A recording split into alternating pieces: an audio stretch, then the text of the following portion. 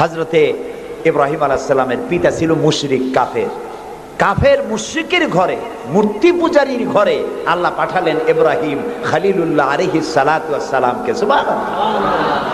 আবার নূহ আলাইহিস সালাম আল্লাহর পয়গম্বর, তার ছেলে হয়ে গেল কাফের, ঠিক না? এই জন্য হেদায়েত এটি আল্লাহর দান। হেদায়েতটা কার দান?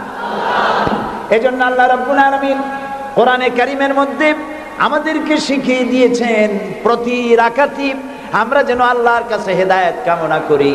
ইহদিনাস সিরাতাল মুস্তাকিম পড়েন, ইহদিনাস সিরাতাল মুস্তাকিম সিরাতাল্লাযীনা আন'আমতা আলাইহিম গায়রিল মাগদুবি আলাইহিম ওয়ালাদ-দাল্লিন।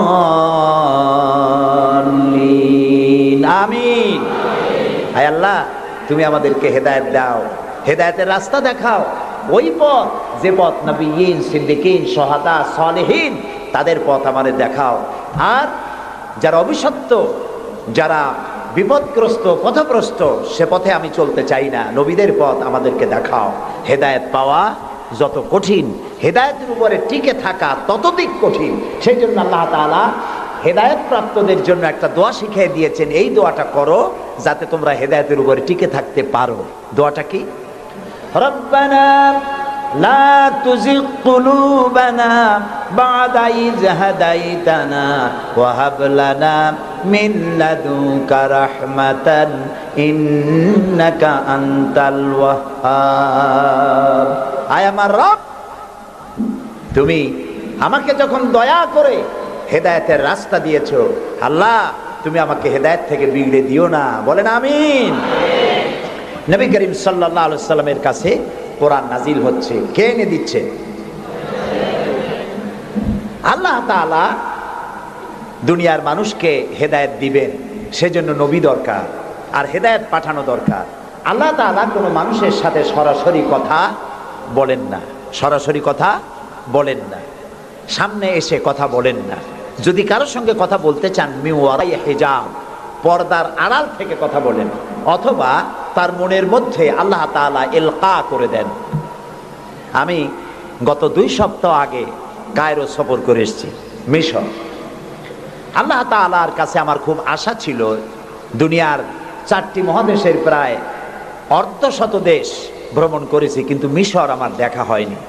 মুসা আলাইহিস সালামের দেশ, ফেরাউনের দেশ, ইউসুফ আলাইহিস সালামের দেশ, সালেহ আলাইহিস সালামের দেশ, ইব্রাহিম আলাইহিস সালামের শ্বশুর বাড়ি। তো আল্লাহ তাআলা সেই জায়গা দেখার তৌফিক দিলেন। গেলাম সেই জায়গায়, কায়রো থেকে প্রায় 600 কিলোমিটার দূরে তুরে সায়না, যেখানে আল্লাহ মুসা আলাইহিস সালামের সাথে কথা বলেছিলেন। আমার জীবন ধন্য। আল্লাহ তাআলা সেই জায়গাটাও দেখালেন যেখানে আল্লাহ মুসা আলাইহিস সালামের সঙ্গে কথা বলেছেন। তো আল্লাহ তাআলা সরাসরি কথা বলেন, কিন্তু দেখা যায় না তাকে। এই কোরআন শরীফে আল্লাহ তাআলা কি সুন্দর করে বলেছেন, সূরা তাহার মধ্যে এসেছে, মুসা আলাইহিস সালাম তিনি যাচ্ছিলেন তার স্ত্রীর পরিজন নিয়ে।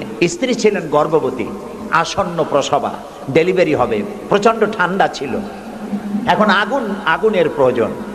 তিনি দূরে দেখতে পেলেন একটা গাছের উপরে যেন আগুন দেখা যায়। তিনি ছুটলেন সেই আগুনের পানে এবং বললেন, ফাকালা লি আহলিহিম কুসু ইন্নী আনাস্তু নারান লাআল্লি আতিকুম মিনহা বিকাবাসিন আও আজিদু আলান নারি হুদা।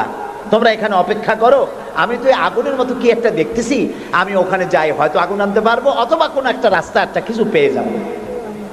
ফালাম্মা আতাহা নুদিয়া ইয়া মূসা ইন্নী আনা রাব্বুক ফাখলা নালাইক ইন্নাকা বিল ওয়াদিল মুকাদ্দাসি তুয়া। ও মূসা, যেটারে আগুন মনে করছো, এটা আগুন না, এটা আমি তোমার রব। ফাখলা নালাইক, জুতা খোলো, ইন্নাকা বিল ওয়াদিল মুকাদ্দাসি তুয়া, এটা হলো পবিত্র উপত্যকা। আমি যখন সেই পবিত্র উপত্যকায় গেছি, এদিকে তুরে সায়না, এদিকে আরেকটা পাহাড়, মাঝখানে 2 পাহাড়ের মাঝখানের সমতল ভূমিকে উপত্যকা বলা হয়। আমার এই আয়াত মনে পড়লো, সাথে সাথে জুতা খুলে ফেলে দিলাম। মুসা আলাইহিস সালামকে আল্লাহ বলেছেন, ফাখলা নালাইক, জুতা খোলো। আমি আমার সাথীরা জুতা খুলে এগিয়ে গেলাম। আমার এক সাথী ছিলেন চট্টগ্রাম ইন্টারন্যাশনাল ইসলামিক ইউনিভার্সিটির কোরআনিক সায়েন্সের চেয়ারম্যান অধ্যাপক গিয়াসউদ্দিন তালুকদার, তাকে আজান দিতে বললাম, তিনি আজান দিলেন।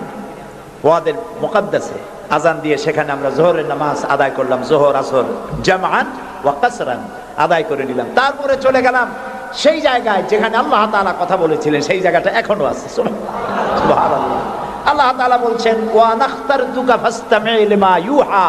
ও মুসা, আমি তোমাকে আমার জন্য বাছাই করছি। সুবহানাল্লাহ। আমি তোমাকে আমার জন্য বাছাই করেছি, এখন তুমি শোনো আমি কি বলি। ইন্নানি আনাল্লাহ, আমি আল্লাহ। সুবহানাল্লাহ, সুবহানাল্লাহ। আমি আল্লাহ, লা ইলাহা ইল্লা আনা, আমি ছাড়া কোনো ইলাহ নাই। ফাবুদনি ওয়া আকিমিস সালাতা লিযিকরি, অতএব আমার ইবাদত করো আর আমার শরণার্থে নামাজ কায়েম করো। সুবহানাল্লাহ।